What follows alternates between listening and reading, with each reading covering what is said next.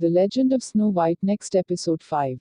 Next morning the queen went once more to the mirror on the wall, and called out, "Mirror, mirror, on the wall, who is the fairest of us all?" To which the mirror replied, without any change, "Queen, queen, on thy throne, Snow White's the fairest thou must own." And the queen recognized that once again her plans had failed, and Snow White was still alive. So she dressed herself once more and took with her a poisoned apple, which was so arranged that only one half of it was poisoned and the rest of it was left as before. And when the queen got to the hut of the dwarfs, she tried to open the door, but Snow White called out, "You can't come in." "Then I'll come to the window," said the queen. "Ah, you are the old lady that came twice before, you have not brought me good luck, each time something has befallen me." But the queen said, "I do not know how that can be, I only brought you something for your hair, perhaps you tied it too tight. To show you that I have no ill will against you, I have brought you this beautiful apple." "But my guardians," said Snow White, "told me that I must take nothing more from you."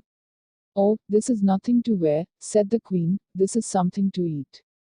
To show you that there can be no harm in it, I will take half of it myself and you shall eat the other half." So she cut the apple in two and gave the poisoned half to Snow White. And the moment she had swallowed the first bite of it, she fell down dead. Then the queen slunk away and went back to the palace and went at once to her chamber and addressed the mirror on the wall.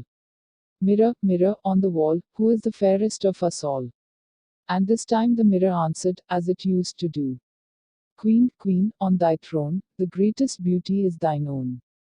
Then the queen knew that Snow White was dead at last, and that she was without a rival in beauty. When the dwarfs came home that night, they found Snow White lying upon the ground quite dead, and could not find out what had happened or how they could cure her.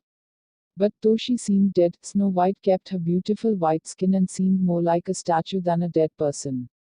So the dwarfs had a glass coffer made, and put Snow White in and locked it up. And she remained there for days and days without changing the slightest, looking oh, so beautiful under the glass case.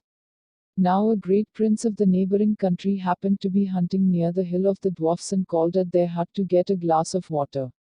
And when he came in, he found nobody there but Snow White lying in her crystal coffer. And he fell at once in love with her and sat by her side till the dwarfs came home, and he asked them who she was. Then they told him her history, and he begged that he might carry the coffer away so that he might always have her near him.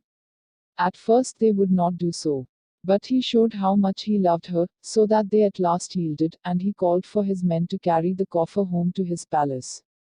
And when the men commenced carrying the coffer down the mountain, they jolted it so much that the piece of poisoned apple in Snow White's throat fell out, and she revived and opened her eyes and looked upon the prince who was riding by her side.